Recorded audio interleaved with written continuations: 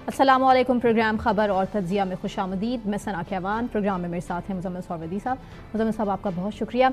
बात सबसे पहले ईरान इसराइल की ही, जिसके लिए इस टाइम OIC का इजलास इस्तांबुल में जारी है और ईरान कशीदगी पर बात हो रही है, इसराइल कशीदगी पर बात हो रही है और ईरानी वज़ीर ख़ारजा अब्बास अराग़ची भी 40 ममालिक के साथ, उनके वज़ीर ख़ारजा के साथ वहाँ पर मौजूद हैं। अब सूरत हाल क्या होगी, क्योंकि तुर्क सदर रजब तैयब उर्दवान के मुताबिक तमाम मुस्लिम उम्मा को अपने इख्तलाफात भूलकर अब इकट्ठे होना होगा। अब ही ये वक्त है। मुज़म्मिल साहब, बात तो बहुत खूबसूरत है, लेकिन आपको लगता नहीं है कि तमाम मुस्लिम ममालिक से ये उम्मीद की नहीं जा सकती? देखें, हम OIC की क्या बात करें, यहाँ तो अक़वाम मुत्तहिदा की सिक्योरिटी काउंसिल भी इनफेक्टिव है, लेकिन OIC का इनफेक्टिव होना अपनी जगह है कि मुस्लिम ममालिक का आपस में इत्तेहाद नहीं है। अब आप तैयब उर्दवान साहब की आज तकरीर है, उन्होंने इसराइल के खिलाफ दबा कर तकरीर की है, दहशतगर्द रियासत सब कुछ किया कहा है, और हम उनकी तकरीर की जितनी भी तारीफ़ करें वो कम है। लेकिन एक और हकीकत भी तो है ना कि तुर्की और इसराइल के सफारती ताल्लुकात मौजूद हैं। तुर्की ने इसराइल को तस्लीम किया हुआ है, इसराइल का सफ़ीर इस्तांबुल में मौजूद है। पिछले साल ही तुर्की और इसराइल के दरमियान ट्रेड हुई है और तुर्की ने इसराइल को $1.5 बिलियन की एक्सपोर्ट्स भी की हैं, इसराइल से चीज़ें ख़रीदी भी हैं। तो अब ये जो एक UAE ने को $2.5 बिलियन की इसराइल के साथ ट्रेड की है, अब ये जो मोरक्को ने भी $2 बिलियन की ट्रेड की है, जो जितने मुस्लिम ममालिक हैं वो इसराइल के साथ 3 के अलावा सऊदी अरब, ईरान और पाकिस्तान, सब ने इसराइल को तस्लीम किया हुआ है। सब के ममालिक में इसराइल के सफ़ीर मौजूद हैं, सब इसराइल के साथ तजारत कर रहे हैं, ट्रेड कर रहे हैं, डिप्लोमेटिक रिलेशंस बना रहे हैं। तो फिर 1 साल से गाज़ा की लड़ाई जारी है। OIC ये फैसला तो नहीं कर सका कि हम तमाम ममालिक जिन्होंने इसराइल को तस्लीम किया हुआ है वो ये ख़त्म करते हैं इसराइल के साथ सफारती तौर। मैं कहता हूँ जी, जंग नहीं कर सकते जी। वो कहते हैं कि वो है ना कि अगर कमज़ोर हो दिल से बुरा जानो, नहीं तो लहजे से को फिर कम से कम बुरा तो मानो, जो गलत है उसको गलत तो कहो। अब देखें, OIC मिनिमम क्या कर सकता है, मजम्मत नहीं, मिनिमम ये कर सकता है कि तमाम इस्लामी ममालिक मिलकर इसराइल का बाइकआउट करें और सफारती ताल्लुकात ख़त्म करें। 50 मुल्कों के हैं, तुर्की, UAE, मलेशिया, इंडोनेशिया, मतलब मोरक्को, जितने ममालिक हैं सबके इसराइल से ताल्लुकात हैं और ख़त्म होने चाहिए। और अगर गाज़ा के 1 साल की बमबारी में वो ख़त्म नहीं हुए, देखिए पाकिस्तान और इंडिया के दरमियान जंग हुई या इंडिया ने 370 ख़त्म किया तो हमने सबसे पहले ट्रेड बंद की। अमेरिका किसी से नाराज़ होता है तो सबसे पहले क्या करता है, सैंक्शंस लगाता है, ट्रेड बंद करता है। दुनिया भर में रूस से यूरोप नाराज़ है, क्या करता है, सबसे पहले ट्रेड बंद करता है, सैंक्शंस लगाता है। दुनिया में जो पहला सफारतकारी का स्टेप है वो ये है कि जब आप किसी पर एहतजाज करने लगते हैं तो आप माशी पाबंदियाँ लगाते हैं। जंग नहीं भी कर सकते तो आप इकनॉमिक सैंक्शन ज़रूर लगाते हैं। क्या OIC के प्लेटफॉर्म से तमाम मुस्लिम ममालिक इसराइल पर ट्रेड सैंक्शन, इकनॉमिक सैंक्शन लगाने के लिए तैयार हैं? जवाब है नहीं। जवाब है नहीं। जवाब है कि आज ईरान पर बमबारी हो रही है, सब ईरान के साथ इज़हार यकजहती कर रहे हैं, लेकिन सबके इसराइल के साथ तजारती तल्लुकात भी हैं, सफारती तल्लुकात भी हैं। तो इसलिए मुझे ये OIC में जो बेहतरीन तकारीर हैं या सिक्योरिटी काउंसिल की बेहतरीन, ये इम्प्रेस नहीं कर सकती हूँ वैसे, जब अमली तौर पर ये तमाम इस्लामी ममालिक कुछ नहीं कर रहे।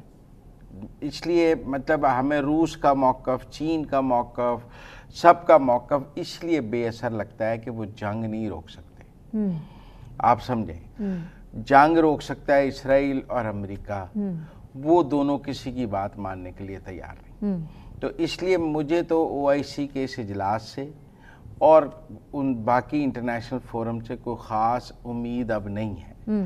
एक तो जो वीटो की पावर है वो इसराइल के लिए अमेरिका हमेशा यूज़ करता है, तो इसलिए UN से तो उसे ब्लैंकेट कवर है कि हर चीज़ वीटो हो जाती है। और OIC में भी ऐसे लोग, ऐसे ममालिक बैठे हैं जो प्रो इसराइल हैं, जो इसराइल के ख़िलाफ़ कोई बड़ा फ़ैसला वहाँ नहीं होने देते OIC में। और मुझे लगता है कि चाहे गज़ा के लिए OIC का इजलास बुलाया जाए, چاہے ایران کے لیے بلایا جائے، چاہے لبنان کے لیے بلایا جائے، چاہے شام کے لیے بلایا جائے، چاہے کشمیر کے لیے ہو، چاہے کسی کے لیے بلایا جائے، وہ بے اثر رہتا ہے، اس کا کوئی اثر نہیں ہوتا۔ ہاں ضرور ایک قرارداد آ جائے گی، مشترکہ اعلامیہ آ جائے گا جس میں ایران پر حملے روکنے کی بات ہوگی، لیکن اس کے پیچھے کوئی ایکشنز نہیں ہوں گے۔ مطلب کیا OIC یہ کہہ سکتا ہے کہ اگر 24 گھنٹے میں جنگ نہ بند کی گئی تو ہم اسرائیل کے ساتھ سارے ممالک ٹریڈ سے بند کر دیں گے، سینکشنز لگا دیں گے؟ یہ نہیں کہہ سکتے۔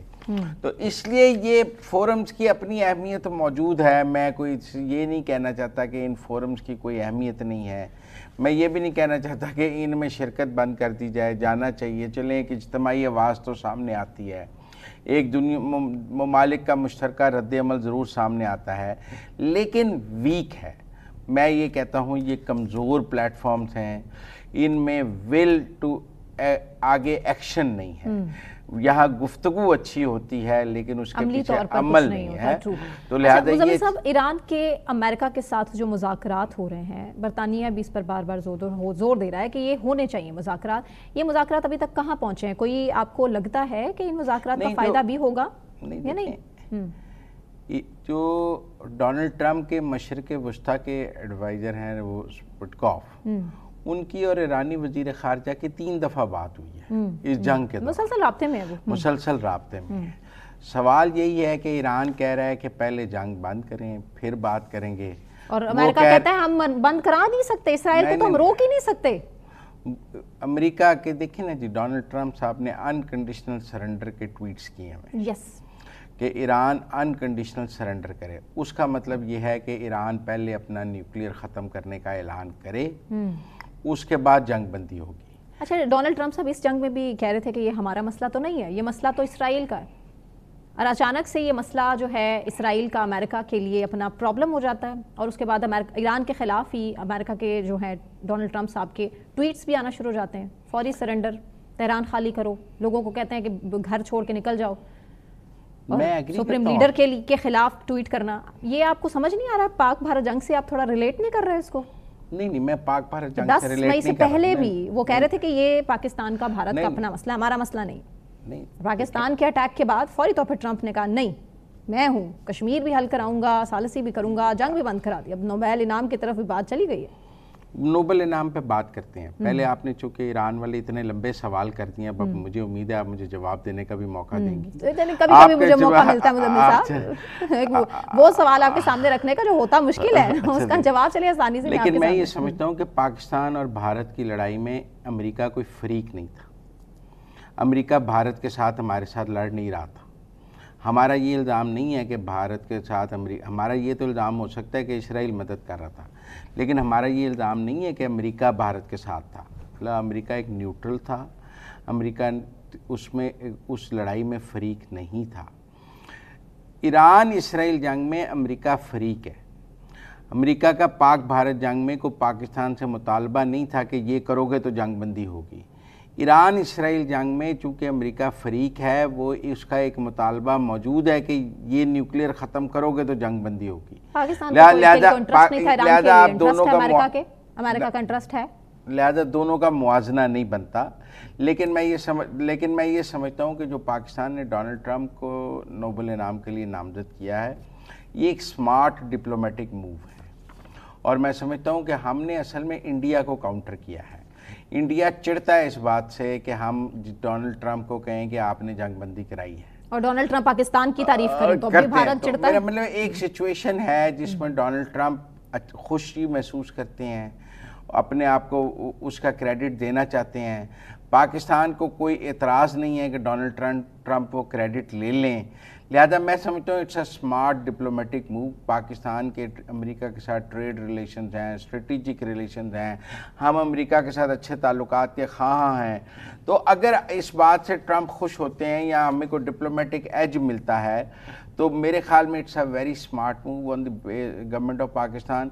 دیکھیں، دینا نوبل انعام کی کمیٹی نے ہے، وہ دے یا نہ دے، پاکستان نے نامزد کر دیا ہے، پاکستان نے اپنا سکور ٹرمپ پہ کر دیا ہے، ٹرمپ نے اس نامینیشن کو ایکنالج کر لیا ہے، انہوں نے کہا خوشی بھی محسوس کی ہے، انہوں نے کہا یہ مجھے نہیں، تو میرے خیال میں it's a very smart timely strategic diplomatic move. It is. اور سفارتکاری میں اسی طرح آپ ایکٹ کرتے ہیں کہ آپ اپنے مخالف سے کی کمزوری کا فائدہ اٹھاتے ہیں. ہم مخالف کی کمزوری ہے کہ اسے ٹرمپ سے چڑھا ہے, ہمیں ٹرمپ کو خوش رکھنا چاہیے. میں سمجھتا ہوں اٹس اے ویری گڈ. اور اس میں حکومت بالکل کامیاب رہی ہے ٹرمپ صاحب کو خوش رکھنے میں. بریک لیتے ہیں, بریک سے واپس آنے کے بعد کنٹینیو کریں گے. ہمارے ساتھ رہیے.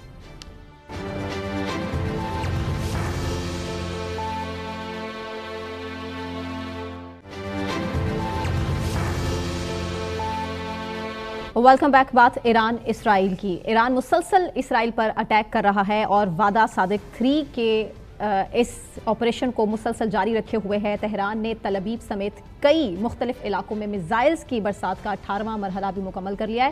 ڈونلڈ ٹرمپ نے خود بھی انکشاف کیا ہے کہ اسرائیل کے پاس ایران کی جوہری طاقت کو مٹانے کی صلاحیت ہی نہیں ہے. اس پر بات کریں گے. مزمل صاحب اسٹوڈیوز میں ہمارے ساتھ موجود ہیں, جبکہ ہمیں منصور جعفر صاحب ہیں, ماہر امور مشرق وسطیٰ, انہوں نے بھی جوائن کیا ہے. Sir thank you so much for joining us. السلام علیکم منصور صاحب. منصور صاحب, آپ سے اگر میں یہ پوچھوں کہ اس وقت ایران کی صورتحال کیا ہے, تہران کی صورتحال کیا ہے, خامنائی صاحب کہیں گم ہیں, وہ ان کی اپیرنس نہیں ہے, پورا اتنی بمباری کے بعد اس وقت ایران کہاں کھڑا ہے, تو آپ کیا ایکسپلین کریں گے؟ جی میں سمجھتا ہوں کہ آپ کے یعنی اس وقت جو ورلڈ میڈیا ہیڈ لائنس یہی بتا رہی ہیں, اور بالخصوص خود ایران کے اپنا جو سرکاری ٹی وی اور ان کے مختلف ذرائع ابلاغ جو ہیں وہ ایک آل آؤٹ وار کی کیفیت یا اس کی صورتحال کی منظر کشی کر رہے ہیں. لیکن یہ یک طرفہ نہیں ہے.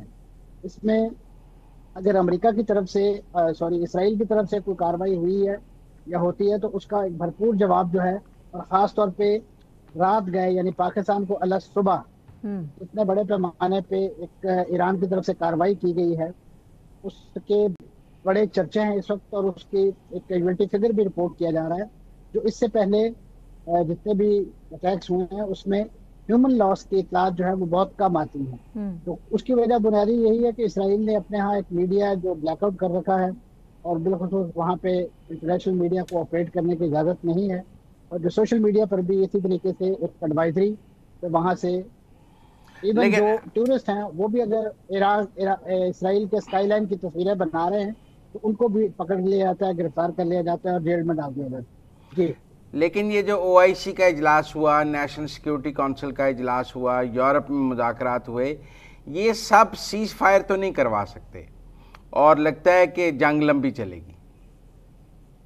جی اس میں کوئی شک نہیں. دیکھیں جی, اگر تو یہ اجلاس سیز فائر کروا لیتے تو غزہ کی جنگ جو ہے آج 20ویں ماہ میں داخل نہ ہوتی, کیونکہ یہ فورم جو ہیں تشویش کے اظہار کے لیے اور اسی نوعیت کے کنسرن شو کرنے کے لیے تو بڑے افیکٹو ثابت ہوتے ہیں. ٹرو. اور ہر ملک جو ہے وہ اپنے طرف سے جو ڈرافٹ لے کے آتا ہے اس کی کوشش ہوتی ہے کہ زیادہ سے زیادہ اس کی باتیں اس قرارداد یا مشترکہ اعلامیہ میں شامل کر لی جائیں. لیکن کیونکہ آپ کے علم میں نہ صرف یہ فورم بلکہ اسی سے ریلیٹڈ ایک بین الاقوامی فورم بھی ہے جس کا نام اقوام متحدہ ہے. وہاں پہ تو ایک اور المیہ, ایک اور یعنی آپ کہہ سکتے ہیں دریا کا سامنا ہوتا ہے مظلوم اقوام کو اپنے حق میں داد رسی کے لیے, اور وہ ہوتا ہے کہ جو ویٹو ممالک ہیں ان کے چرخوں سے, ان کے حملوں سے یا ان کی ناپسندیدگی سے کیسے بچا جائے. آج تک جو فلسطینی ہیں اسی طریقے سے دیگر اقوام جو ہیں وہ جہاں پہ بھی ان قوتوں کے مفادات پہ ضرب لگی ہے تو وہاں پہ مظلوم اقوام جو ہیں ان کے حق میں تو وہ فورم بھی ان افیکٹو ثابت ہوا ہے, اور آپ کے سامنے ہے چاہے وہ پھر منصور صاحب جنگ تو کئی ماہ چلے گی ایران اسرائیل کے, آپ کو سیز فائر نظر آ رہا ہے؟ پریڈکٹ کیا جا سکتا ہے؟ میں فوری طور پہ تو اس کے بارے میں کوئی تیقن سے نہیں کہہ سکتا, لیکن اس وقت جو ایک پیرلل ڈپلومیسی ہو رہی ہے, اور خاص طور پہ اس میں جس طریقے سے ابھی کچھ یورپی ممالک اور خود جو ایک لحاظ سے اس وقت جو ایک براہ راست ڈپلومیسی بھی جو امریکہ کے مشرق وسطیٰ کے حوالے سے خود نمائندہ خصوصی ہیں ڈیو بٹکوف, ان کی 3 بار جو ہے ٹیلی فونک گفتگو ہو چکی ہے ایران کے جو وزیر خارجہ ہے عراقچی ان کے ساتھ. تو ایک دروازہ تو کھلا ہے, لیکن ابھی خاص طور پہ جو جیسے چائنا کی طرف سے ایک انٹری دیکھنے کو ملی ہے, اور اس میں ایک ابھی جو یورینیم افزودگی کے حوالے سے جو ایک طریقہ کار طے کرنے کی یا ایک لیول طے کرنے کی بات ہو رہی ہے, تو اس میں ایک تجویز یہ بھی فلوٹ ہو رہی ہے کہ جس میں یہ کہا جا رہا ہے کہ ایک آپ بین الاقوامی کنسورشیم بنا لیں کہ جس کے پاس ایران کا یہ افزودہ یورینیم جو ہے وہ رکھا جائے، اور پھر اس کے بعد ایک نگرانی کے تحت اسے اس کے سویلین استعمال کی جائے، اجازت دی جائے. اس نوعیت کی بہت ساری پرپوزل جو ہے وہ، لیکن ایران کا جو موقف ہے وہ ابھی تک وہی ہے کہ جب تک آپ جنگ نہیں روکیں گے اس وقت تک مذاکرات جو ہیں وہ افیکٹو نہیں ہو سکتے، اور ایران جو ہے وہ کسی دھمکی اور جنگ کے جلو میں جو ہے وہ مذاکرات کی میز سے جانے کے لیے تیار اچھا، نہیں ہے. اسی بات پر بہت سی خبریں ہیں کہ خامنائی صاحب جو ہیں وہ روپوش ہو گئے ہیں، انہوں نے اپنے اختیارات دے دیے ہیں. اب پریکٹیکلی ایران کو خامنائی صاحب کنٹرول نہیں کر رہے ہیں، انہوں نے اپنا سارا اقتدار حوالے کر دیا اور وہ سائٹ پہ ہو گئے ہیں. یہ ٹھیک ہے؟ اس میں کوئی شک نہیں. ایک حفاظتی حفظ ما تقدم کے طور پہ، ایک حفاظتی اقدام کے طور پہ، کیونکہ جس انداز سے انڈسکریمنیٹلی اسرائیل جو ہے وہ ایران کی ملٹری لیڈرشپ، ان کے جوہری سائنسدانوں سمیت دیگر جو ان کے اہم، آج بھی ان کے جو القدس فور کے سربراہ ہیں ان کو نشانہ بنایا گیا. اس پیرائے میں یہ باقاعدہ اس کو سرکاری طور پہ ڈکلیئر کیا گیا ہے کہ وہ اس وقت ایک محفوظ مقام پہ منتقل کر دیے گئے ہیں اپنی فیملی سمیت، اور انہوں نے اپنی جو دستوری اور ان کی جو آئینی ذمہ داریاں ہیں، یہ جو اختیارات ہیں، مینڈیٹ ہے، وہ انہوں نے فوج اور دیگر جو دستوری ادارے ہیں ان کو منتقل کر دیا ہے کہ وہ اس معاملے کو اپنے روزمرہ کی بنیاد پہ جو بھی ڈیسیژن ہے وہ انڈیپینڈنٹلی کیری آؤٹ کر سکتے ہیں، اور ان کی بلیسنگ اور ان کی دعائیں ان کے شامل حال ہوں گی. لیکن انہوں نے اپنے بعد کسی کو نامزد نہیں کیا کہ اگر میں ہوں گا تو میرے بعد یہ ہوگا. اس لیے یہ کہا جاتا ہے کہ اگر ان کو شہید کر دیا جائے تو ایک کرائسس پیدا ہو جائے گا اور وہ کرائسس رجیم چینج کی طرف چلا جائے گا. دیکھیں جی، اس وقت جو رجیم چینج ہے وہ فیس کی حد تک تو آپ رجیم چینج کہہ سکتے ہیں، لیکن اگر اس کا مطلب یہ ہے کہ آپ اوورال اس پورے سسٹم کو ہی تلپٹ کر دیں گے، یعنی جس کا نام ولی الفقیہ ہے یا ادروائز ان کا جو ایک دستوری اور قانونی اور آئینی نظام ہے، تو وہ اس طریقے سے تبدیل نہیں ہو سکتا. اور اس کے لیے یقیناً ایک ریپلیسمنٹ موجود ہے. ریپلیسمنٹ سے مراد یہ ہے کہ ایک میکینزم موجود ہے کہ اگر خدا نخواستہ علی خامنہئی جو ہیں وہ کسی کارروائی میں کام آ جاتے ہیں تو ان کے بعد ان کی جو دستوری کاؤنسلز ہیں، جو فیوچر کا جو آپ کہہ سکتے ہیں جو رہبر اعلیٰ ہے اس کے انتخاب کے لیے، لیکن کچھ ایرانی ویب سائٹس اور کچھ ایرانی حلقوں سے ان کے بیٹے کے حوالے سے بھی اطلاعات ہیں کہ شاید ان کو یہ منصب جو ہے تفویض کیا جائے. لیکن علی خامنہئی صاحب نے اور خمینی صاحب نے اس منصب کے لیے جو شرائط اور کنڈیشنز رکھی ہیں، یقیناً اس پہ ان کے صاحبزادے بھی پورے اترتے ہیں، اس کے علاوہ بھی اور بہت سے لوگ ہوں گے، لیکن اس کو ابھی یعنی صیغہ راغ میں رکھا گیا ہے کہ اس لڑی میں کون ہے. لیکن یہ بات آپ کی ایک جگہ ٹھیک ہے ایک لحاظ سے کہ ایسی صورت میں ایک وقتی طور پہ بحران یا ایک مسائل ضرور پیدا ہوں گے، کیونکہ خاص طور پہ ایک ایسا ملک کہ جہاں پہ رہبر اعلیٰ کا ہی جو فرمانا ہے وہ قول فیصل ہے، اور تمام موشگافیاں قانونی، آئینی اور عسکری جو ہیں وہ دم توڑ دیتی ہیں. آج تک تو وہاں نہیں، پر ہم نے دیکھا نا کہ انہوں نے کافی زیادہ فوجی قیادت جو ہے وہ ان کی ایلیمنیٹ کی ہے، سائنسدان ایلیمنیٹ کیے ہیں. ہم نے پچھلے دنوں احمدی نژاد پر ایک ٹارگٹ کلنگ کے طور پہ ایک حملہ بھی دیکھا ہے، اور ایسے تمام لوگ جو پاسبل ریپلیسمنٹ ہو سکتے ہیں ان سب کو ٹارگٹ کلنگ کے ذریعے ایلیمنیٹ کیا جا رہا ہے. اور وہ اس لیے ہے کہ آفٹر خامنہئی ایک کرائسس پیدا کیا جائے اور پھر ایک لبرل ایران کی طرف جایا جائے، جو جیسے جو باقی دیگر مسلم ممالک کی طرح ایک لبرل اسلامک کنٹری ہو. لیکن آپ دیکھیں کہ اگر اس لبرل اسلامک کنٹری سے مراد کی جو ریپلیسمنٹ کے لیے رضا شاہ پہلوی کے باقیات ہیں، یا ان کا بیٹا جو اس وقت اسرائیل کے چرنوں میں جا کے بیٹھا ہوا ہے، اس خیال سے کہ شاید جس طرح پاکستان میں کئی بھارتی ٹینکوں پہ آ کے یہاں پہ ایک لحاظ سے اقتدار میں آنا چاہتے تھے، اور اسی طریقے سے وہ بھی اگر یہ خواب دیکھ رہے ہیں کہ انہیں کوئی اسی نوعیت کا کوئی طیارہ جو ہے وہ یہاں تہران لے کر آئے گا اور اس کے بعد انہیں مسئلے، تو ایران جو ہے پچھلے 50-55 برسوں میں وہ ایران نہیں رہا کہ جس میں اس انداز سے، جس طریقے سے ماضی میں اسی ویسٹ نے، اسی مغربی دنیا نے جو ہے وہاں پہ ایک رجیم چینج کروائی تھی، مصدق کا تختہ الٹا تھا، اور اس کے بعد یہی جو اب ناپسندیدہ قرار پا رہے ہیں ان کے لیے ایک اقتدار کی راہ ہموار کی تھی.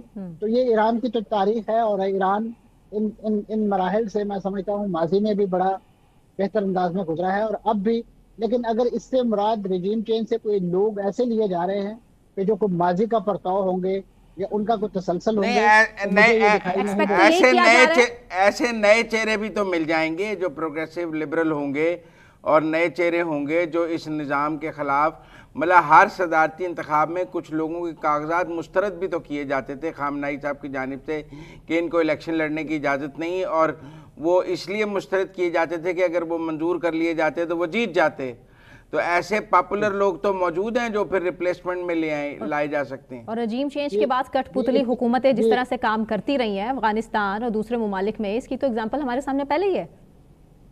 جی، اس کا انجام بھی آپ نے دیکھ لیا کہ وہ کٹ پتلی حکومتیں جس راستے سے آتی ہیں پھر اسی راستے سے واپس چلی جاتی ہیں۔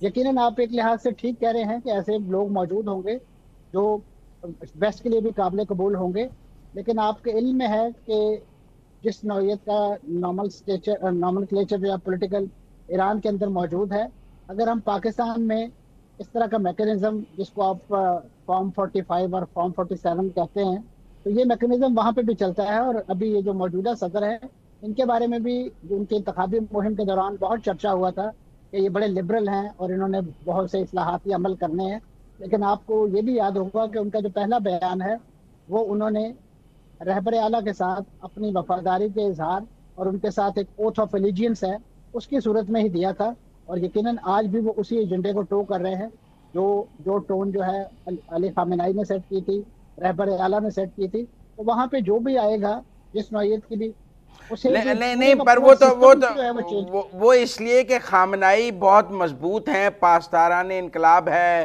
القدس ہے، ان کے پاس اپنی پرائیویٹ آرمی موجود ہے، state within the state موجود ہے جو ایرانین گورنمنٹ سے الگ ہے، ان کو جواب دہ ہے۔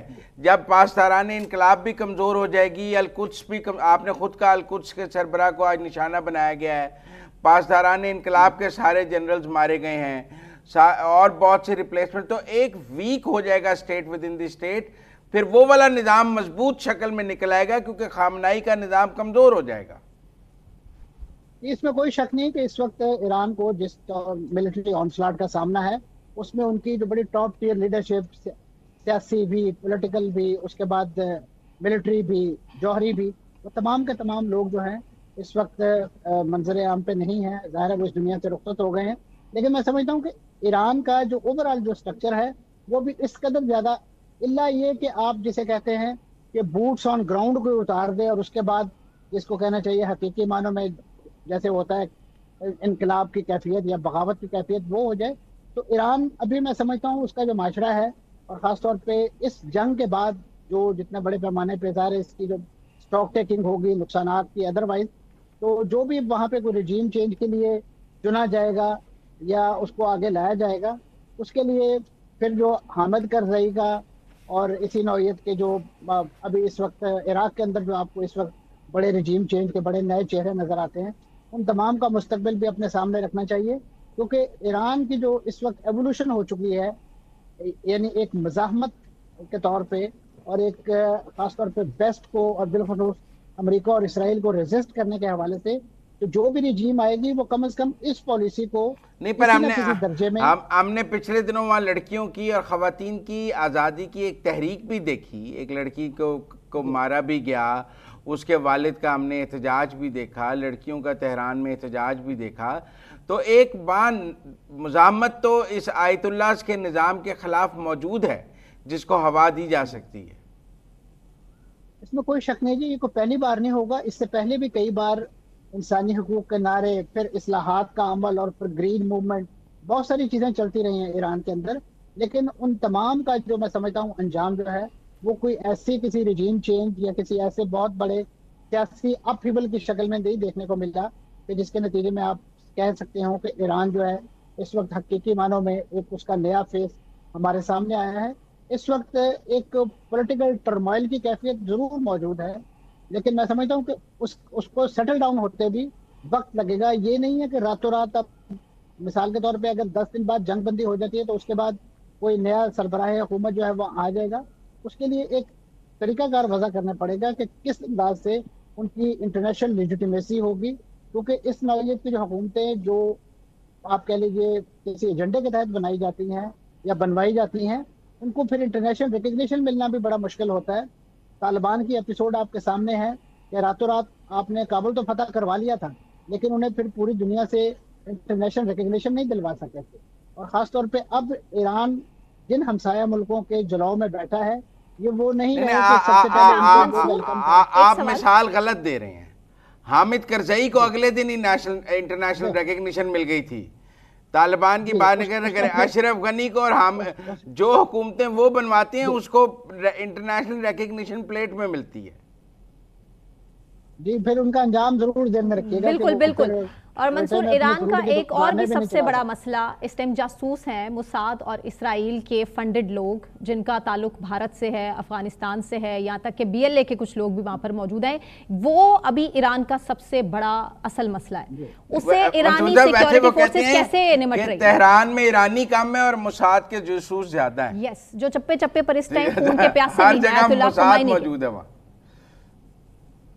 जी, ये एक्सेप्शन आपने सिर्फ ईरान के लिए क्रिएट की है, लेकिन अगर आपको कभी मौका मिले और खुदा न खास्ता वो मंजरनामा हमसाया अरब मुल्कों के अंदर ये पैदा हुआ, तो वहाँ इससे ज़्यादा मोसाद के एजेंट आपको दिखाई देंगे, क्योंकि ये एक ओपन सोसाइटी और ख़ास तौर पे ये एक इंटेलिजेंस साहब या फेलियर ईरान के पार्ट पे है, और ईरान की क़यादत इस वक्त इसको खुद भी तस्लीम करती है। और ये पहला मौका नहीं है, आपके इल्म में होगा कि माजी में और ख़ास तौर पर जब उनके कासिम सुलेमानी साहब को इवन वो तो ईरान में हिट नहीं हुए थे, वो तो इराक में हिट हुए थे, लेकिन उनकी जो फ्लाइट की मालूमात हैं वो देने वाले यकीनन ऐसे ही कोई इनसाइडर थे। फिर इसी तरीके से खुद इस्माइल हनिया साहब जो उनके स्टेट गेस्ट थे और उनके सदर की एक तकरीब में शरीक थे, उनको जिस अंदाज से बड़ा टारगेट करके शहीद किया गया, वो भी उनका एक इसी इनसाइडर काम की निशानदेही करता था। तो इसमें कोई शक नहीं। और अभी आपने नोट किया होगा कि इस वक्त ईरान की हुकूमत ने एक डेडलाइन मुकर्रर की है 1 जुलाई तक की, और उसमें उन्होंने ऐलान किया है कि इस नौइयत के जो भी लोग जिनका क्रेडेंशियल मशकूक है वो अपने आप को हुकाम के हवाले कर दें, बसूरत दीगर उनके खिलाफ जो है। ज़ाहिर है अब इस वक्त यानी ईरान का जो एक निज़ाम अदल आप कह लीजिए, उस पर बहुत से सवाल उठाए जाते हैं, लेकिन अब भी इस पूरी जंग के मंजरनामे के अंदर भी उन्होंने बाज़ ऐसे जासूस के जिनके बारे में तयक्कुन था कि ये लोग इस वक्त मुखबरी में मुलव्वस हैं, उनको उन्होंने हैंग भी किया, फांसी की सजाएं भी दी हैं। और ये एक डेफरेंस या टेरर जो है इस वक्त भी मौजूद है, और मैं समझ रहा हूँ कि इस वक्त ईरानी हुकूमत जो है वो इससे गाफिल नहीं है। यही वजह है कि इस वक्त उनके यहाँ यानी जो उनके अपनी जो दाखिली सिक्योरिटी का जो सेटअप है, जो बसीज के नाम से है, वो बहुत ज़्यादा इस वक्त तेहरान के अंदर बिलखुसूस उसकी सरगर्मियाँ जारी हैं।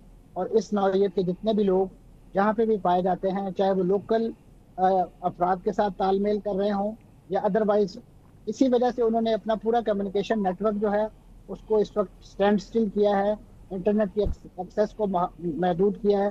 सो मच सो के जो सबसे बड़ा जासूसी का टूल व्हाट्सएप के तौर पे इस्तेमाल हो रहा था उसको भी इनफेक्टिव कर दिया है। तो ये वो कुछ इकदाम हैं कि जो ईरान इस जंग के जलाव में ले सकता है अपनी इस इंटरनल सिक्योरिटी को मजबूत करने के लिए। ठीक है, बहुत शुक्रिया। आखिरी सवाल, बहुत शुक्रिया मंसूर, क्या आपका इशारा पाकिस्तान की तरफ भी है? पाकिस्तान में भी मोसाद के स्लीपर सेल्स की तरफ आप मेरे ख्याल से इशारा कर रहे हैं। ये पाकिस्तान में अगर यहाँ पे BLA ऑपरेट कर सकती है तो BLA का दूसरा चेहरा जो है मोसाद रहा है, और यहाँ पे यकीनन उनकी सरगर्मियाँ किसी से यानी एक लिहाज से इस वक्त अजहर में शम्स नहीं है, लेकिन जो तालमेल उनकी तरफ से यहाँ पे किया जा रहा है और ख़ासतौर पे उसके कुछ ताने बाने ये जो हालिया भारत की कार्रवाई है उस दौरान भी देखने को मिले हैं। मैं समझता हूँ फॉर सिक्योरिटी रीज़न हमारे इदारे शायद उनको पब्लिक नहीं करते, लेकिन कुलभूषण से लेके XYZ वो तमाम यहाँ पे मौजूद हैं। वो कभी राह की टोपियाँ पहन लेते हैं और कभी मोसाद। तो और ख़ासतौर पे जिस रीजन में और जिस यानी लोकल इंटरनेशनल पॉलिटिकल एजेंडे के साथ पाकिस्तान और ईरान इस रीजन में बसता है, तो वहाँ इस नौइयत की कार्रवाइयाँ मैं समझता हूँ उसके खिलाफ होना कोई और रियासत को उसके खिलाफ एक्शन लेना चाहिए। बहुत शुक्रिया मंसूर साहब, thank you so much. Muzammil साहब ब्रेक लेते हैं, ब्रेक से वापस आने के बाद कंटिन्यू करेंगे, हमारे साथ रहिए।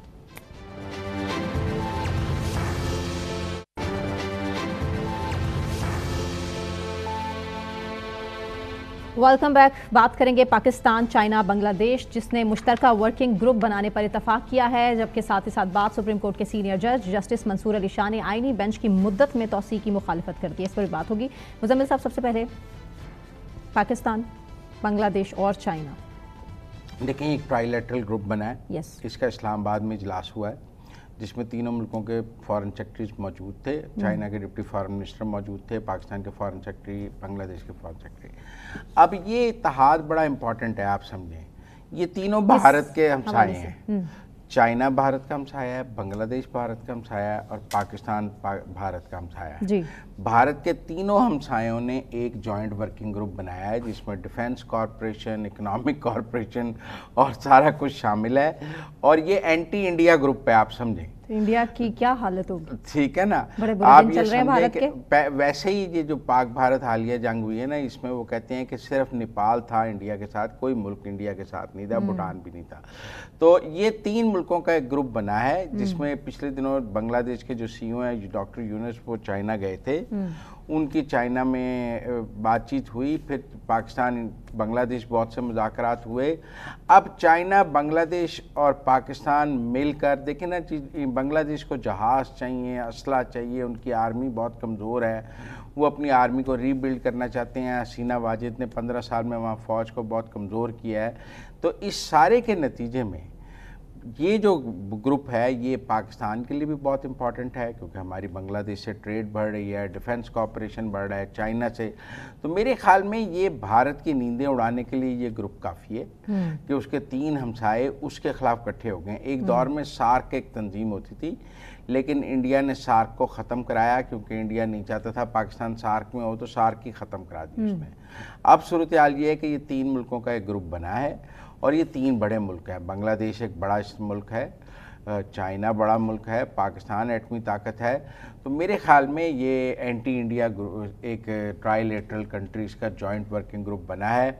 इसमें अब आगे जो है ये अपने डिफेंस में, इकॉनमी के काफ़ी जो ताउन है वो शुरू करेंगे और वो मेरे ख्याल में बहुत अच्छा है। पाकिस्तान और बांग्लादेश के दरमियान के बहुत सर्द तल्लुकात रहे हैं, अब इन तल्लुकात में गर्मजोशी हमें नज़र आ रही है और मेरे तो ख्याल में ये एक बड़ी डेवलपमेंट है क्योंकि हम आजकल सब फंसे हुए हैं, ईरान इसराइल पे फंसे हुए हैं, OIC में फंसे हुए हैं और दूसरी ऐसी बड़ी खबरों में फंसे हुए हैं, ट्रंप का बहुत डिस्कस करते रहते हैं। तो ये एक जो इस्लामाबाद में बहुत बड़ी एक्टिविटी हुई है, मुझे लगा मीडिया में इतनी इसका चर्चा नहीं हुआ, लेकिन ये टेक्निकली एक बहुत बड़ा इवेंट है और इससे खित्ते की सियासत बहुत बदलेगी, स्ट्रेटेजिक पावर बहुत बदलेगी। भारत के 3 हमसाए आपस में अगर डिफेंस पैक्ट्स करते हैं, मतलब पाकिस्तान, बांग्लादेश और चाइना, पाकिस्तान और चाइना के डिफेंस पैक्ट्स तो मौजूद हैं, अब बांग्लादेश इसमें आता है, डिफेंस कॉपरेशन होता है, इकोनॉमिक कॉपरेशन होता है, तो ये सब भारत के लिए ख़तरा है और भारत को जो है नज़र आएगा कि उसके 3 हमसाए इकट्ठे मूव कर रहे हैं तो वो खुद को काफ़ी तनाव फील। बिल्कुल ठीक है। मुज़म्मिल साहब, जस्टिस मंसूर अली शाह ने आईनी बेंच की मुद्दत में तोसी की मुखालफत कर दिया, कितना इंपॉर्टेंट समझते हैं उनका आज ये ख़त? देखिए, वो जुडिशल कमीशन के मेंबर हैं, जुडिशल कमीशन का इजलास था तो वो मुल्क में मौजूद नहीं थे, ये इजलास उनकी गैर मौजूदगी में हुआ है। अब जुडिशल कमीशन का एक कोरम है कि मिनिमम इतने लोग मौजूद होंगे तो इजलास हो सकता है। यकीनन अकेले मंसूर अली शाह साहब मौजूद ना हो तो इजलास मुलतवी नहीं हो सकता। मंसूर अली शाह साहब को ये समझना चाहिए कि जिंदगी ना उनसे चलती है ना उन पे ख़त्म हो जाती है। अच्छा, एतराज़ ना उठाएं, सीनियर जज होने की हैसियत से जो देख रहे हैं गलत है, वो गलत पे एतराज़ ना उठाएं। वो इजलास में मैं तो अभी ये बात कर रहा हूँ कि वो इजलास में मौजूद नहीं थे, वो बैरून मुल्क दौरे पर थे।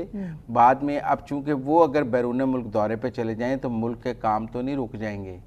मेरा मतलब मंसूर अली शाह साहब दौरे पे हैं, जुडिशल कमीशन का इजलास ना हो, मंसूर अली साहब दौरे पे हैं, अदालतें ना लगें, मंसूर अली साहब दौरे पे हैं, तब ताला लगा दें। नहीं तो जब वो यहाँ मौजूद होते हैं, एतराज़ उठाते हैं, पर उनकी बात पर बड़ा अमल किया जाता है। तो फिर अक्सरियत की बात पे अमल किया जाता है, जो जुडिशल कमीशन के के मेंबरान की अक्सरियत कहेगी, वहाँ 1 मैन 1 वोट है, जो अक्सरियत का फैसला होगा वो होगा।